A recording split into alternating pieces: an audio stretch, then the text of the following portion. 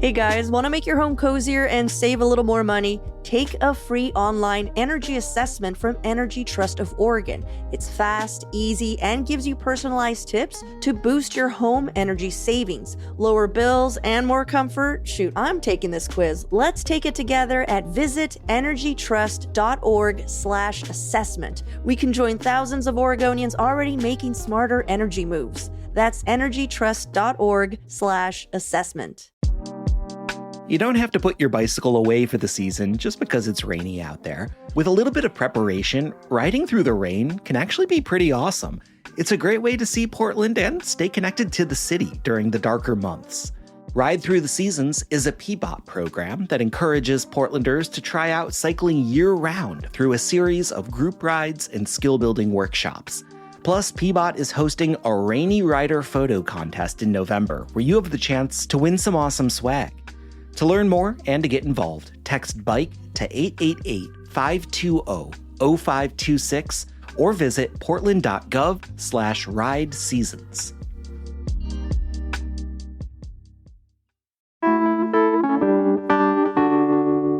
Today on CityCast Portland, we're catching you up on what happened this weekend and where we are now with Trump's push to send federal troops into our city. We're also hearing from you, our listeners. Joining me on this midweek roundup is our very own executive producer, John Notarianni.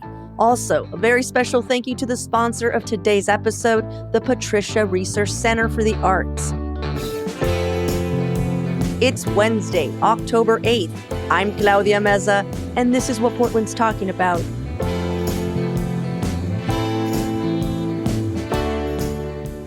Welcome, everyone, to our midweek roundup. John, thanks for joining me this morning. Hey, how's it going? You know what, John? It's not going good at all. Not so good, Bob. Not so good, John. Well, today is the day we look at some of the stories we might have missed out on late last week or over the weekend, and we're going to continue talking about the saga that has become Trump attempting to send federal troops into our city. So much has happened since we last checked in with you all on Friday, and John is going to catch us up. Yeah, I mean, clearly it's been a hell of a week, and I feel like I should point out very clearly we're taping on Tuesday morning because it does feel like these stories are changing day by day, if not literally hour by hour. But as of, 9:30 on Tuesday, here's where we're at. Rolling back a couple days, on Friday, U.S. District Judge Karen Immergut held an emergency hearing about the lawsuit that was filed by the governor and attorney general challenging the legality of this troop deployment. Then on Saturday, she came back and said, no, you cannot federalize the Oregon National Guard for this purpose, noting that there was nothing that was happening here justifying a military action. And here's a direct quote from that ruling. This country has a long-standing and foundational tradition of resistance to government overreach, especially in the form of military intrusion into civil affairs. Goes on to say, the president's determination was simply untethered to the facts. So as of Saturday, we all went, yay, this is done, right? We can just go on with our lives. No, not the case. Right after that, Trump announced that he was going to be sending troops from California to Oregon because they were already under his control. Then on Sunday, also said that he was going to begin deploying troops from Texas. Sunday evening, Immergut came back, expanded that initial order, blocking the National Guard troops from any state coming to Oregon. Also, really sharply criticized the federal attorney who brought her this case, saying, you're an officer of the court. Do you believe that this is an appropriate way to deal with a judge's order that you disagree with? So as of Sunday night, that's where this stood. The restraining order is in place for 2 weeks, unless another judge rules on it, which could throw things back into chaos. And there's also some other things happening around the edges that we'll get into. But at least in terms of the initial deployment, that's where we're at. It is on hold for now. Yeah. Untethered to the facts is the most professional way of saying delusional, by the way. Yeah. And you look at the transcripts of that initial hearing, it was like she was pretty incredulous with the evidence that was being presented to her, just saying are you serious? This is the case? This is what you're bringing me? This is what you think is worth deploying federal troops on? And I do love that she's like, hey, you are an officer of the court. Yeah. Reminding them I know that you're part of this administration, but you took an oath. Yeah. To not be untethered to the facts of a legal case. I don't know if you remember what I told you last week when we were discussing this and we were waiting for this verdict and we knew it was a Trump appointed judge. And I said, John, if this goes through, that's how I know we're fucked and I will be packing. I will be considering like, okay, what are our options? Yeah. So this did give me some hope of like, okay, there are people still following the law. Totally. I mean, and I think it does just speak to how egregious this case is, because the common expectation at this point is that a lot of Trump appointees are going to do Trump's bidding. And, you know, again, this is a Republican. This is someone who worked under Ken Starr investigating Bill Clinton in the 1990s, was appointed U.S. attorney by George W. Bush, appointed to the federal bench by Trump. But even she looked at the facts of the case and was just like, no, this is not where we're going to go right now. Yeah. Also happening this weekend is we had many, many, many people show up to peacefully protest on Saturday. Among them were several city and state leaders, including our mayor, Keith Wilson. And it was like this march that started at a nearby park and ended at the ICE detention facility. KPTV reported that at least 3 people were detained this weekend by federal agents at the ICE facility in Portland. And they were then transported to the Columbia County Jail, where they were held for over 24 hours each. Another thing that happened that I wanted to point out was the Oregonian reported that federal agents knocked down an elderly couple to the ground. Lori and Richard Ekman, both 84 years old, and they were just standing there, broad daylight in the afternoon, peacefully protesting. Lori Ekman told the Oregonian, "It was totally unprovoked. It was not the kind of crowd that shouts the F word. It was people like us, our neighbors. There were families. There were several veterans. With no warning, the feds charged into us, knocked us down, and sprayed us. I was hit in the head with a projectile." And there was a picture that shows her with a pretty big gash, like on her forehead, and her hair and that surrounding area was soaked in blood, which was pretty rough to see because, you know, she looks so frail. I just can't imagine these 2 octogenarians and walkers, by the way, like seeing them and then being like, yeah, I'm going to knock them down and I'm going to hit them on the head. Yeah. It's evil. Like, it's not even unconscionable. It's just like, that's one step beyond. Like, that's malicious. Yeah. I just have to give like so much credit to the people that are protesting right now, because, you know, there was also reporting that during these protests that there was a number of people that were sort of urging the crowd not to escalate the situation in the face of this federal force, which I should say should not be their responsibility, right? Like, this is a constitutionally protected right to protest, but even still, they were sort of taking on the responsibility to try and prevent escalation in a situation where obviously tensions are very high, and as a federal judge has ruled, is against the Constitution of the United States. But even with all of that, these protesters are taking it upon themselves to self-police and hold themselves to an even higher standard than like what is being presented to them. And that's actually how you get out of this. We all know this is what Trump's trying to do. He's trying to start a fire. OPB also spoke to some residents near the ICE building in Portland's South Waterfront Sunday morning who went down to the streets to clean up the trash.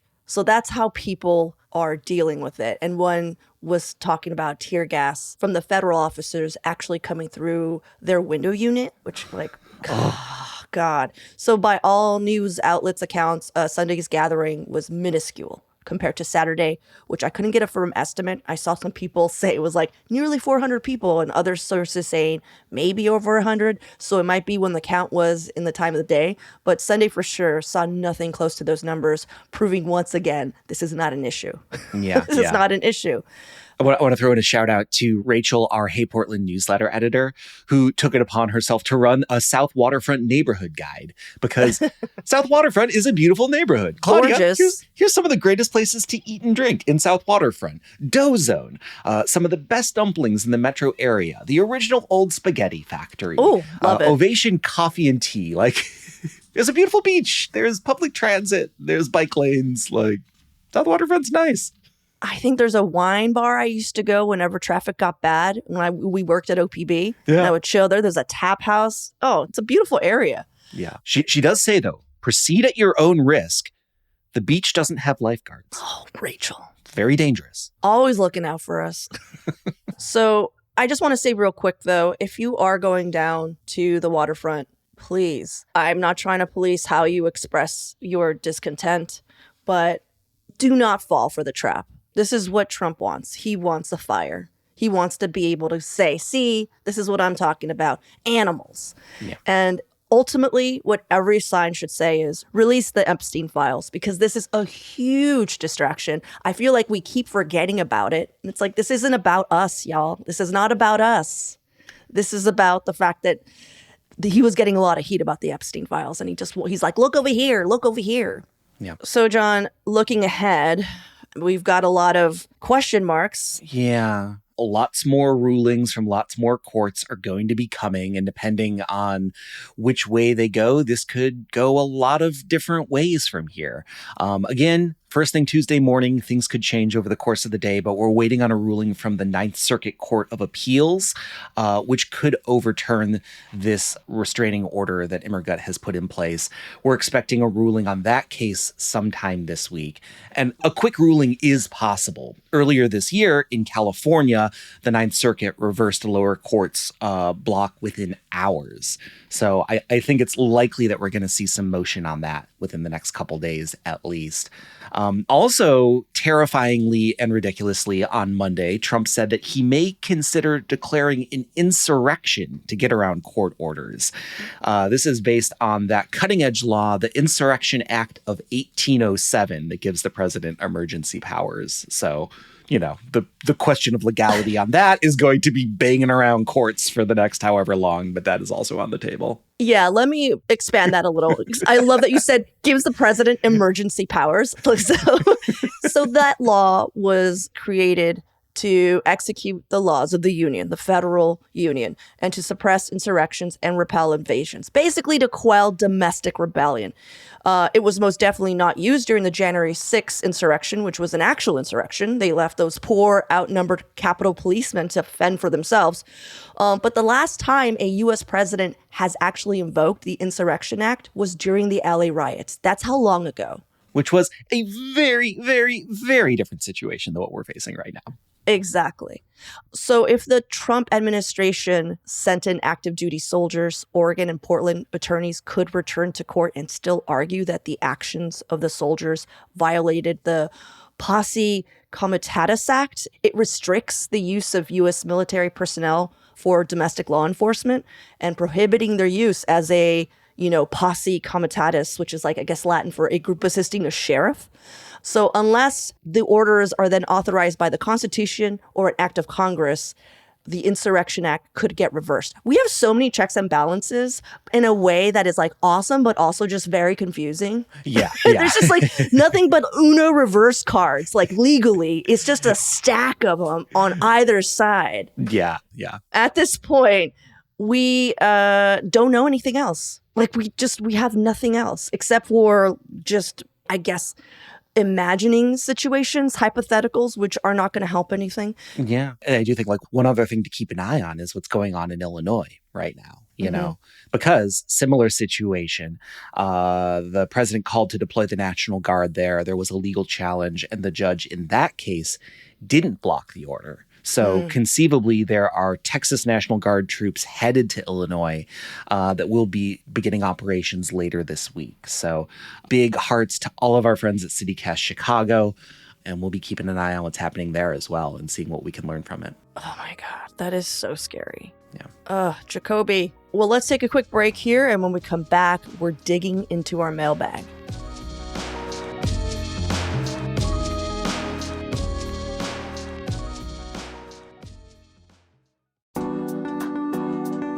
Dive back in time to explore what lurked beneath the surface in Monsters of the Abyss, aquatic predators past and present, on view now at the Oregon Museum of Science and Industry. This fully immersive exhibition brings guests through millions of years to witness the rise and fall of Earth's most famous and feared aquatic predators. Visitors can also come face to face with a full replica of a Spinosaurus, an aquatic dinosaur larger than a T-Rex. There are real fossils and full replica skeletons of some of these sea monsters monsters. Plus, there are live animals in the exhibit, including an Asian water monitor, a diamond terrapin, a caiman lizard, and so much more. Get your tickets today at omsi.edu. That's omsi.edu.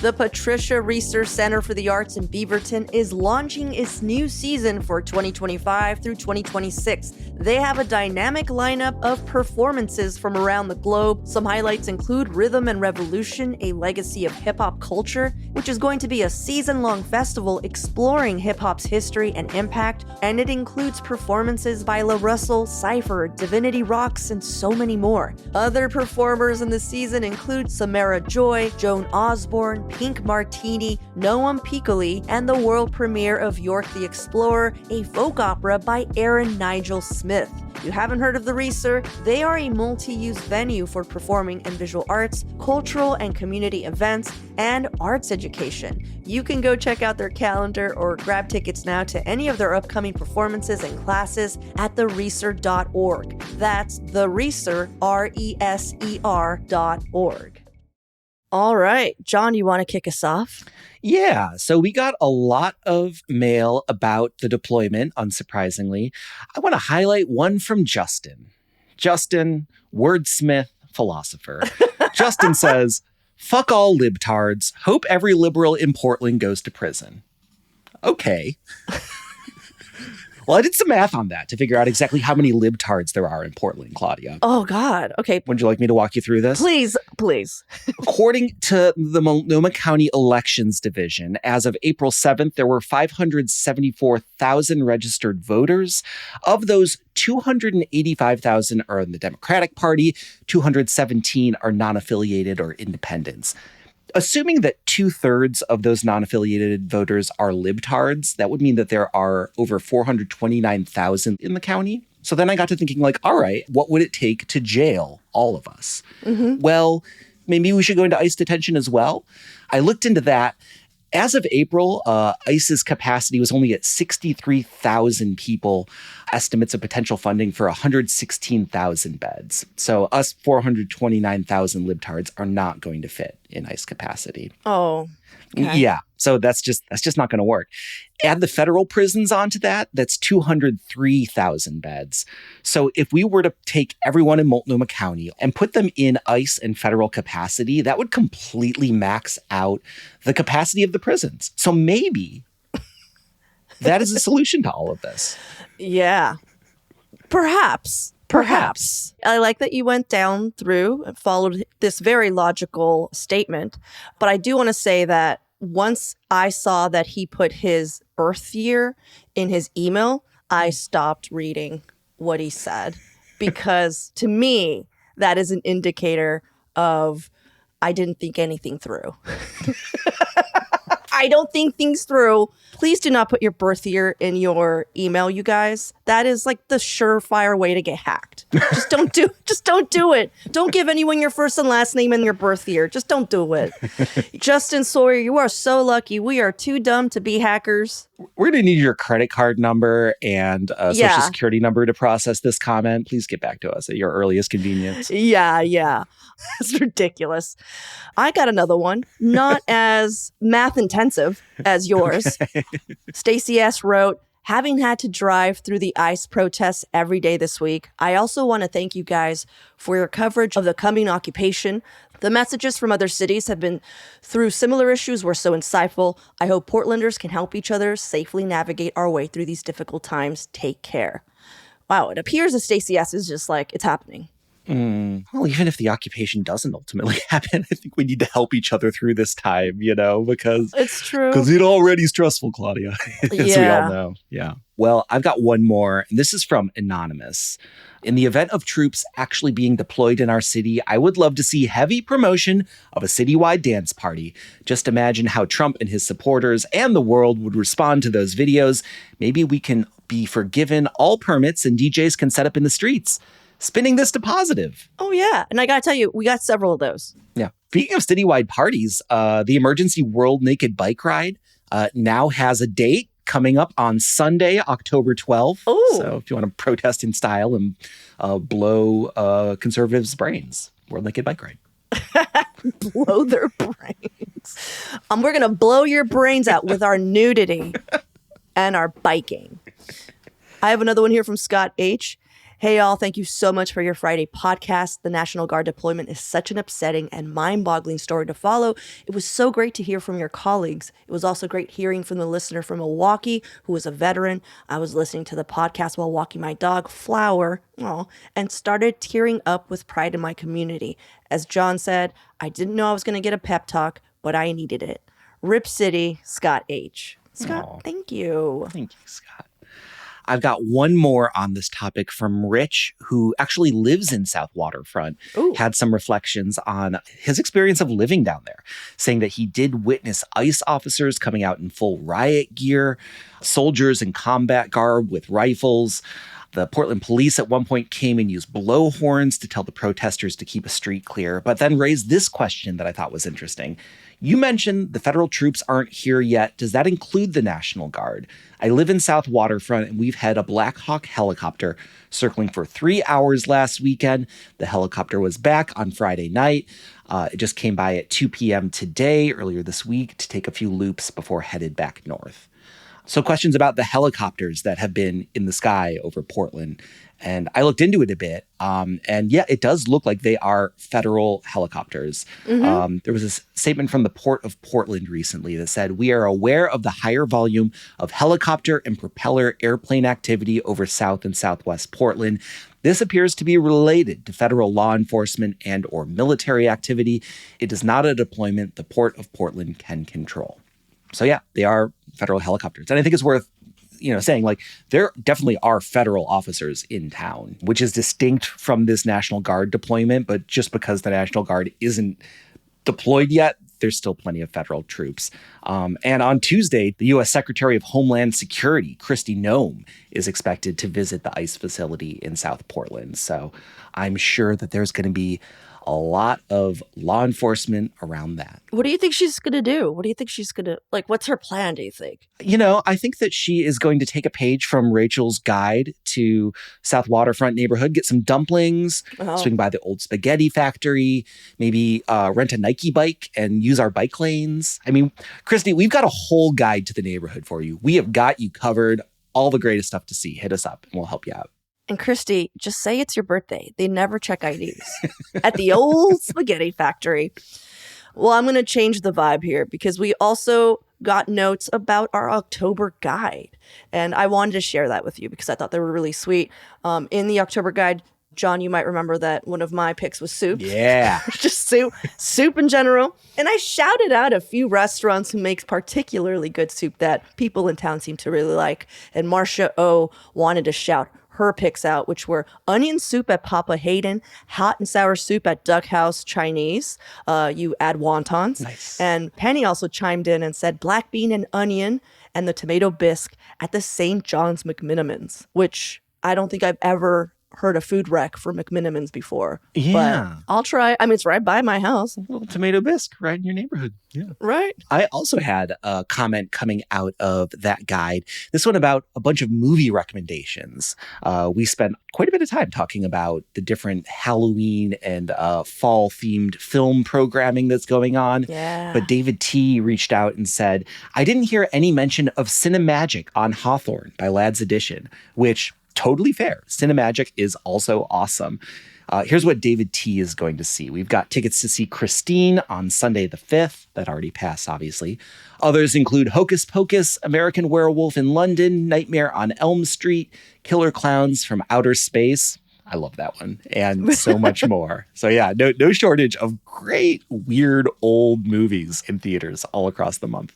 I want to see Killer Clowns from Outer Space. Have you ever seen Killer Clowns from Outer Space? No! Okay, I don't want to spoil it, but they have little ray guns. And I think, if I remember it correctly, the ray guns turn people into cotton candy. Wait, are they actual clowns? They're killer clowns. Oh, okay. From outer space. But I mean, but I mean, they actually full on worker. You know what I mean? Yeah. They're like alien evil clowns. Okay. It's total winner. Yeah, that was a pretty good. Did you hear my Folly for that? Yeah. Okay, anyhow. So we got another recommendation also based on the October guide. I believe one of your picks was the Portland Underground grad school. And I think Julia was like, oh, I wish they had classes on how to change oil because I have a car now and I don't know how to change my oil. So she got a slew of recommendations from people, which is really great. One of them by Holly W. wrote, I love taking classes with Make With. Really welcoming classes on all kinds of topics. I've always felt really comfortable in their classes and they get great experts to teach them. I think the most recent run of the car classes has already passed, but I would guess the fall-winter schedule is coming soon. Highly recommend getting on the email list as you'll get first notice when classes are posted. It's makewithpdx.com. It looks really cool. There's a lot of stuff. There's also a lot of stuff for like first-time homeowners and like just any kind of maintenance. It looks really awesome. And it is kind of directed towards women, queer folks, BIPOC. It looks really great. So thank you, Holly, for that recommendation. Heck yeah. There was a ton more, which Julia all has now. And I think she's going to be able to change her oil. Finally, John, finally. I don't know how to change my own oil. I rely on the kind folks at the Subaru dealership to make that happen. So maybe I can subcontract to Julia when she figures it out. I think that's a great idea. All right. Before we head out, we just want to thank our sponsor of today's episode, the Patricia Research Center for the Arts. Also, just a special thank you to our newest CityCast Portland members, Sarah S., Roberta R., Eric and Rebecca FF, Shredder J, god damn, that's a cool name, Jennifer V, Claire H, Katie G, Katie H, Katie G, Katie H, y'all should hang out, Jamie B, Matt L, Amanda G, and Whitney G. Oh, what if it was Whitney H? To hang out with Katie H? Oh, Whitney Houston. Got it. took me a minute to figure out where we were going. You're all the H. I'm like, yeah, because Claire H and Katie H. Whitney G, we're still glad you're here. If you too want to help support local news, which we need now more than ever, head over to membership.citycast.fm, sign up today. You still get a tote bag. Right, John? That's what I heard. Still tote bags. It's true. So we are doing the tally on our membership goal. We are still, I think at my last count, we are 8 people short of our goal for the membership drive. Membership drive officially wrapped up last week, but we would love to squeeze you in, give you a tote bag. So sign up today, as Claudia said, membership.citycast.fm. Yes, please do it. If we meet our goal, we get a free dinner. At the old spaghetti factory. At the old spaghetti factory. I wish I were joking. I was not. It's going to be all of our birthdays. All right. Well, thanks, John, for being here. And thanks for hanging out with me. Yeah. Thanks, Claudia.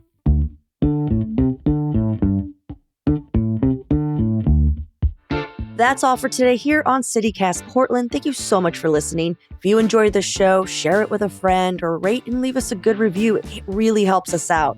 And don't forget, you can support this show and get some great perks by becoming a CityCast neighbor. Just visit membership.citycast.fm for all the details.